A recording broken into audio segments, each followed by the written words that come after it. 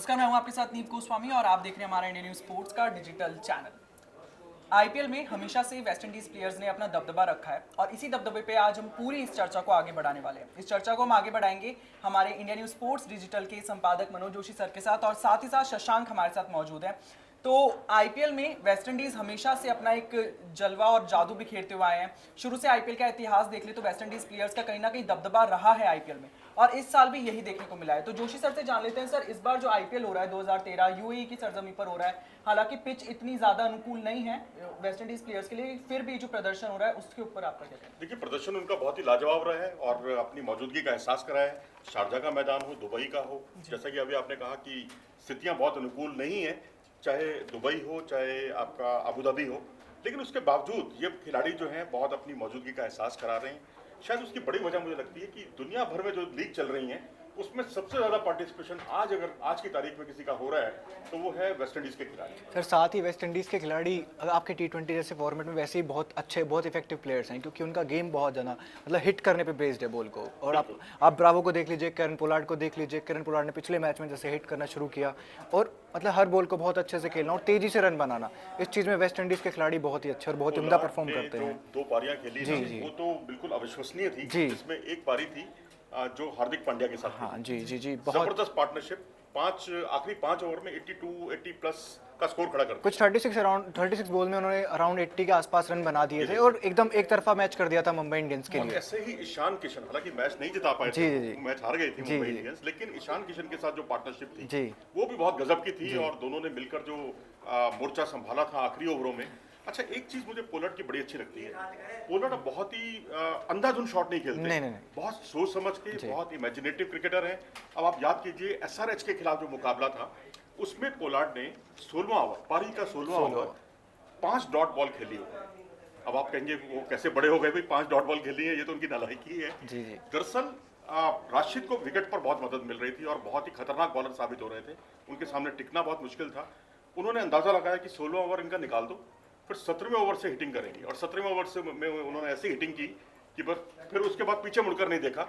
तो ये एक परिवर्तन मुझे लग रहा है, थोड़ा बदलाव लग रहा है वेस्ट इंडीज के प्लेयर्स। जी टी20 के फॉर्मेट में सबसे बेसिक चीज ये है कि आपको कहीं से भी एकदम पिक करना पड़ सकता है, गेम का पेस कहीं से भी उठाना पड़ सकता है। बिल्कुल सर, लेकिन आपने बात करी यहाँ पर पोलार्ड की, तो पोलार्ड तो अच्छा प्रदर्शन कर रहे हैं, लेकिन मैं शशांक से यहाँ जाना चाहूंगा। शशांक, सुनील नारायण जो है वो अपनी मतलब कि एक तरह से काबिलियत की अकॉर्डिंग जो है उनका प्रदर्शन नहीं है, तो उसके बारे में क्या कहेंगे? वैसे आईपीएल में सुनील नारायण का एक नया ही रूप देखने को मिला है कि वो ओपनिंग भी करने लगे हैं, टीम से केकेआर से खेलने लगे हैं अच्छे से, मतलब उनको एज अ ओपनर देखा जाता है, ऊपर उतारा जाने लगा है। बट बैटिंग में पहले भी उतारा जाता था, बट इस वाले मैच में देखा जाए तो वो बॉलिंग से हट के कुछ बैटिंग में भी मतलब ज्यादा ही ध्यान दे रहे हैं, ज्यादा ही ध्यान दे रहे हैं। नहीं हो पा रहे हैं, हाँ, कामयाब नहीं हो पा रहे हैं। उनका बिल्कुल उनको हटाना पड़ा जी, राहुल त्रिपाठी को लाना पड़ा, बेंटन को लाना पड़ा, उनको प्रयोग करने पड़ रहे हैं। उनकी वजह से राहुल त्रिपाठी जैसा एक नया टैलेंट वो उसको नंबर 8 पे उतरना पड़ा। तो ये तो बड़ी, मैं कहूंगा बैटिंग में तो नहीं किया जा सकता। इसका इफेक्ट उनकी बॉलिंग में भी, अगर आप देखें इस बार एक मैच जिता है, हाँ एक मैच जिता है। उंगलियों का जो जादू है उन्होंने साबित कर दिया।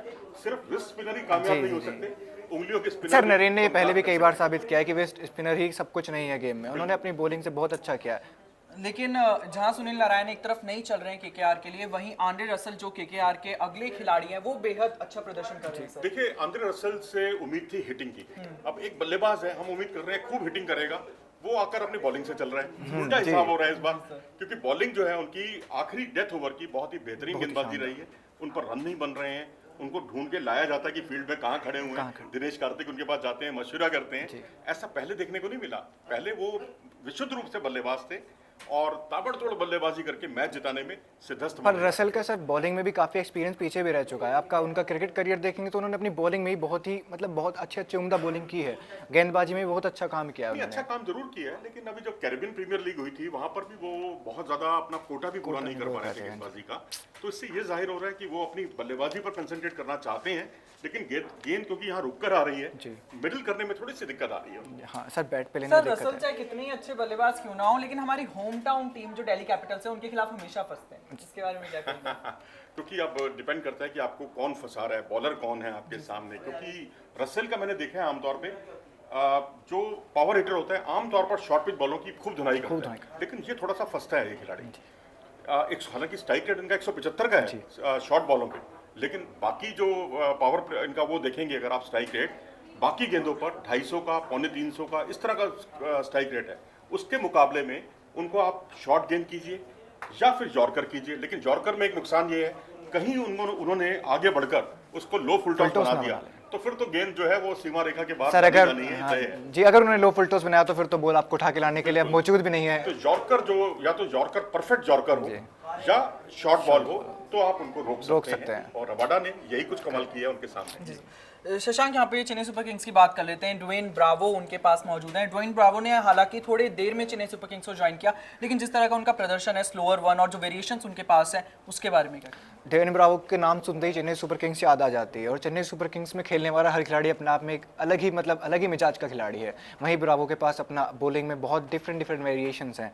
बॉलिंग के साथ साथ अगर हम उन्हें एज अ बॉलर भी नहीं देख सकते, सर बैट्समैन भी वो बहुत ही अच्छे हैं। अगर आपको जरूरत पड़ जाती है, आपके पास क्राइसिस आ जाता है, तो वो बहुत अच्छे से बैट पे बॉल को लेते हैं, बाउंड्री तक पहुंचाते हैं, और बॉलिंग में विकेट निकालने पर भी मतलब चलो उम्मीद करनी चाहिए कि इस बार की बैटिंग उनकी चले। हाँ सर, क्योंकि अभी तक वो वैसे बैटिंग देखने को आई नहीं है। ब्रावो मतलब एक ऑलराउंडर, आप ब्रावो का नाम सुनते ही ऑलराउंडर आपके दिमाग में आ ही जाएगा। बस क्षमता का इंतजार भारतवासी भी कर रहे हैं, दुनिया भर के cricketers. Sir Chennai super Kings खुद कर रही है कि कब ब्रावो करके दिखाए अपना। आप ऑफ स्टंप पे कवर्स के ऊपर से शॉट मारना, ब्रावो को देखना अलग ही चीज है। लेकिन बॉलिंग में उन्होंने जो आप देखो कल वाला मैच था, कितना बेहतरीन गेंदबाजी की उन्होंने। और डेथ ओवर में, आखिरी ओवर में आप जो है आखिरी ओवर जो पारी का आखिरी ओवर है और उसमें बल्कि मैच का आखिरी ओवर है, उसमें आप महज 1 या 2 रन दे रहे हैं, विकेट भी चटका रहे हैं। सर अब यही तो डीजे ब्रावो है, अब यही तो डीजे ब्रावो है। सर ड्वेन ब्रावो की यहाँ पर बात कर ली। सर आगे बात करते हैं शिमरन हेटमायर की। कुछ गलत नहीं किया था उन्होंने, लेकिन ऋषभ पंत की वजह से उनको यहाँ पर एक एलेक्स कैरी को लाना पड़ा दिल्ली कैपिटल्स के, लेकिन इसलिए शिमरन हेटमायर को बाहर बिठाना पड़ा। तो उनके लिए क्या कहेंगे? बड़ा अनफॉर्चुनेट सा एक इंसिडेंट है उनके लिए। राजस्थान रॉयल्स के खिलाफ 24 गेंदों पर कुछ 45 रन की पारी थी और उसके बाद मैं कहूंगा वो हारा हुआ मैच था। 2 या 3 विकेट गिर गए थे दिल्ली के बहुत जल्दी। ऐसे समय में हेटमायर ने मोर्चा संभाला और अपनी बेहतरीन बल्लेबाजी से मैं कहूंगा बल्ले कर दी उसने दिल्ली की। और उसके अलावा वो फील्डर भी बहुत बढ़िया है, जो उन्होंने कैच आगे डाइव लगाते हुए पकड़े हैं ना, 2 कैच तो बिल्कुल अद्भुत कैच थे, बेहतरीन कैच। शशांक, दिल्ली के पास शिमरन हेटमायर बाहर बैठे हैं और साथ ही साथ दिल्ली कैपिटल्स के 1 हफ्ते के लिए उनके ऋषभ पंत भी अवेलेबल नहीं है, तो कहीं ना कहीं ये इम्पैक्ट डालेगा उनकी टीम हाँ, अगर आपकी टीम के 2 सबसे अच्छे खिलाड़ी, ऋषभ पंत भी अपना में बहुत ही मतलब आपका विकेट कीपिंग भी करते हैं और वैसे भी तगड़े खिलाड़ी हैं, अगर 2 खिलाड़ी आपके मेन बाहर बैठे हैं, एक तरीके से मेन ही हम हेटमायर को लेंगे जैसे उन्होंने पारी खेली है, तो इस चीज से आपकी परफॉर्मेंस पे कहीं ना कहीं बहुत असर तो पड़ने ही वाला है। बाहर बैठाना मजबूरी हो गई, कैरी को खिलाना है, विकेट कीपर को खिलाना है, और जैसे कि तुमने कहा वही सबसे बड़ी परेशानी है दिल्ली कैपिटल्स की।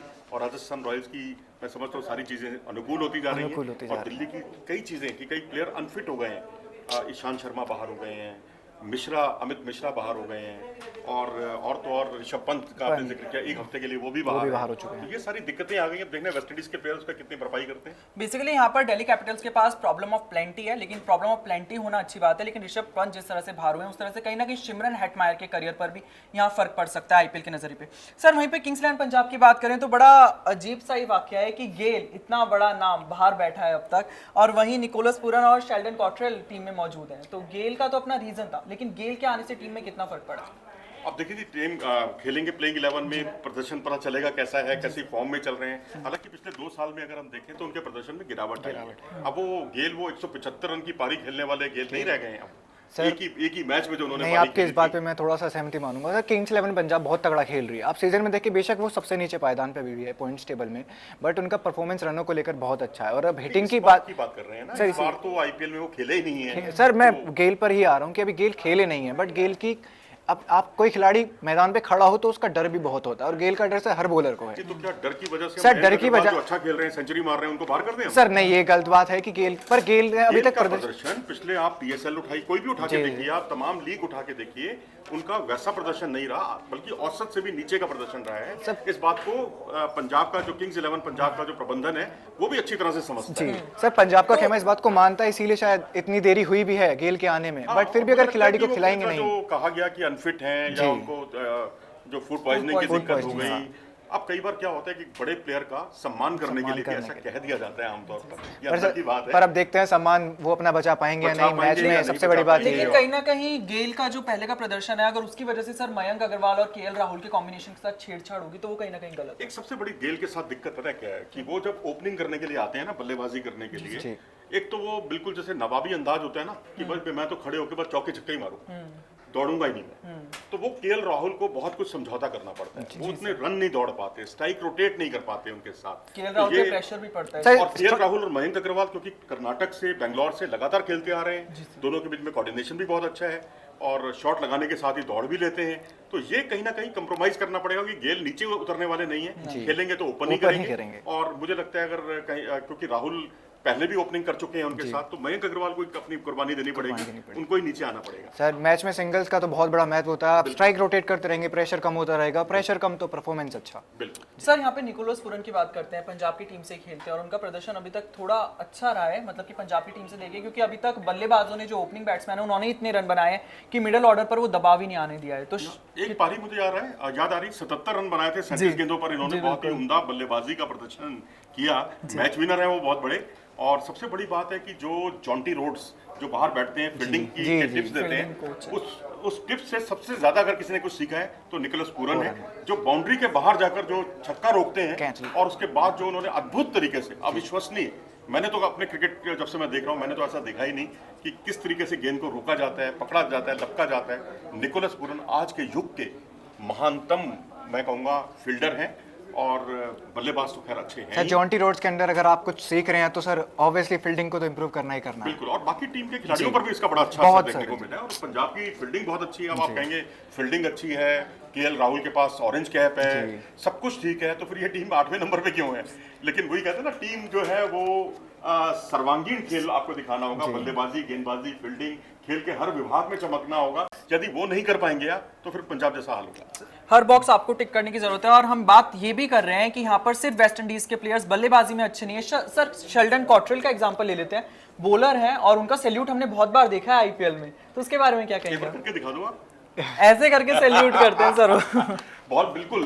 मैं समझता हूँ कि इंडियन जितने भी आईपीएल में प्लेयर खेल रहे हैं उनमें गेंद हिलती हुई यानी स्विंग होती हुई अगर किसी की दिखाई देती है तो वो शेल्डन कॉट्रेल ही है, क्योंकि अब आप स्लाइवा नहीं लगा सकते, तमाम तरह की बंदिशें हैं, उसके बावजूद आप गेंद को हिला रहे हैं, स्विंग करा रहे हैं। तो ये अब वो बात भूल जाइए कि तेवतिया ने अगर उनका जो हाल बेहाल किया था, 5 छक्के लगाए थे उन्होंने अंतिम पूर्व ओवर में, तो वो एक अलग कहानी हो सकती है। किसी भी अच्छे बॉलर्स का बुरा दिन हो सकता है। सर खेल में तो यूनुस को हमारे अजय जडेजा ने कितने छक्के मारे थे। आप छक्कों से बात करें तो सर स्टुअर्ट ब्रॉड को ही देख लीजिए। स्टुअर्ट ब्रॉड के युवराज सिंह के 6 महीने पहले बेस्ट बॉलर बने थे वो, बेस्ट बॉलर बने थे। उसके बाद युवराज ने उनको कहीं का नहीं, मतलब एक तरीके से बिल्कुल। तो शेल्डन कॉट्रेल उनकी ताकत है, और जब भी कभी कोई रिप्लेसमेंट की बात आती है किंग्स 11 पंजाब की, तो वो शेल्डन कॉट्रेल को बिल्कुल नहीं छेड़ता कि इसके साथ समझौता नहीं करना। बेशक उनकी गेंदबाजी कितनी भी डाउन हो जाए। अब आप डेथ ओवर देखेंगे तो डेथ ओवर की गेंदबाजी किंग्स 11 पंजाब की बहुत ही खराब है, बहुत ही हल्के दर्जे की है, उसमें बहुत रन पड़ते हैं। अपना स्कोर डिफेंड करने में सर वो कहीं ना कहीं दिखता है पंजाब का मेन, मुझे लगता है कि नीचे के पायदान पे होने का रीजन भी यही है कि उनकी बैटिंग बहुत अच्छी हो जाए बट उनकी बॉलिंग में फिर वो देखने को ढीलापन महसूस होता है। बिल्कुल। लेकिन जहां किंग्स 11 पंजाब शेल्डन कॉट्रेल की पोजीशन से कॉम्प्रोमाइज नहीं करती, वहीं सर कुछ टीमें ऐसी हैं जो वेस्ट इंडीज प्लेयर्स को ही नहीं खिला रही है, जैसे कि एसआरएच के जेसन होल्डर, आरआर के ओशने थॉमस, हाँ, और फिर वहीं पर sir Keemo Paul Mumbai Indians के लिए, उनका तो नाम भी नहीं है कहीं इस सूची में जो खेलने वाले खिलाड़ी रखा हुआ है जी, सबको अपने तर्कश में सजा के रखा हुआ है कि जब जरूरत पड़ेगी उस तर्कश के में अपना ब्रह्मास्त्र निकालेंगे। पर सर होल्डर ऐसा खिलाड़ी है जिसको इस्तेमाल किया जा सकता है। अगर आप वेस्ट इंडीज के खिलाड़ियों की बात कर रहे हैं तो वेस्ट इंडीज का हर खिलाड़ी कहीं ना कहीं आपको बीच में, आपके बाद में, आपके अंतिम ओवरों में आपको बड़े हिट्स अगर चाहिए तो वो दे सकते हैं। टीम की एक तो अगुवाई करते रहे वेस्ट इंडीज, दूसरी बात है बतौर ऑलराउंडर्स दुनिया भर के जो बेस्ट ऑलराउंडर है उसमें वो बेस्ट ऑलराउंडर रह चुके हैं, टेस्ट के नंबर 1 ऑलराउंडर थे पीछे। तो ऐसे खिलाड़ी को मैं समझता हूं अगर मौका मिलेगा तो लाना चाहिए। मैं समझता हूं कि क्योंकि वहां पर जितने फॉरेन प्लेयर्स वाला जमेला है, एसआरएच के साथ सबसे बड़ी दिक्कत है कि उसकी ताकत ही फॉरेन प्लेयर्स है। अब आप राशिद खान को बाहर कर नहीं सकते, मैच विनर है आप, अगर आप ऊपर से चले वार्नर और बेस्टो की जोड़ी से आप छेड़छाड़ आप कर नहीं सकते। फिर आते हैं केन विलियमसन, वो भी बहुत अच्छे, उनसे बहुत ज्यादा उम्मीदें हैं एसआरएच के टीम प्रबंधन को। अब खेलेंगे तो 4 ही ना, फॉरेन प्लेयर 5वां तो आ नहीं सकता, इसीलिए होल्डर को बाहर बैठना पड़ा है, इमरान ताहिर को बाहर बैठना पड़ा है लंबे समय से। चेन्नई सुपर किंग्स के खेमे में। सर पर एसआरएच की बात करें तो उसमें सिर्फ विदेशी खिलाड़ियों के साथ साथ बहुत ही अच्छा कॉम्बिनेशन भी है विदेशी खिलाड़ियों का। आपके बाहर बैठे हो, अंदर खेल रहे हो, बहुत ज़्यादा एक्सपीरियंस के साथ आप होल्डर को ले लीजिए, वार्नर को ले लीजिए, विलियमसन को ले लीजिए, तीनों ही ऐसे खिलाड़ी हैं जो अपने अपने देश को रिप्रेजेंट भी करते हैं। मतलब बहुत अच्छा उनका परफॉर्मेंस भी है। करंट फॉर्म बहुत अच्छा है, इनफॉर्म प्लेयर है सारे, और इसलिए उनको अवसर भी नहीं मिल पा रहा, क्योंकि 4 प्लेयर जब तक हटेंगे नहीं, इनमें कोई हल्का परफॉर्मेंस नहीं होगा, क्योंकि तब भी मैं समझता हूँ कोई हल्का कर भी देगा तो भी केन विलियमसन को भरोसा हमेशा बना रहे। जी जी जी। तो ये तो था हमारा आज का डिस्कशन, जिसमें हमने कुछ बड़े चेहरों के बारे में डिस्कस किया और साथ ही साथ कुछ नए चेहरे, जहां पर हेटमायर का नाम था, जहां पर कीमो पॉल का नाम था, लेकिन आगे आने वाले जो आईपीएल का हाफ ऑफ द सीजन बचा हुआ है, इसमें कौन अपना रंग दिखाता है ये हमें देखना होगा। साथ ही साथ कौन सा वेस्ट इंडीन प्लेयर सबसे ज्यादा इंप्रेस करता है इस इंडियन प्रीमियर लीग को, यह आने वाला वक्त बताएगा। तो ये वीडियो आपको कैसा लगा ये हमें कमेंट सेक्शन में जरूर बताएं। साथ ही साथ हमारे इंडिया न्यूज स्पोर्ट्स के डिजिटल चैनल को सब्सक्राइब करना ना भूलें।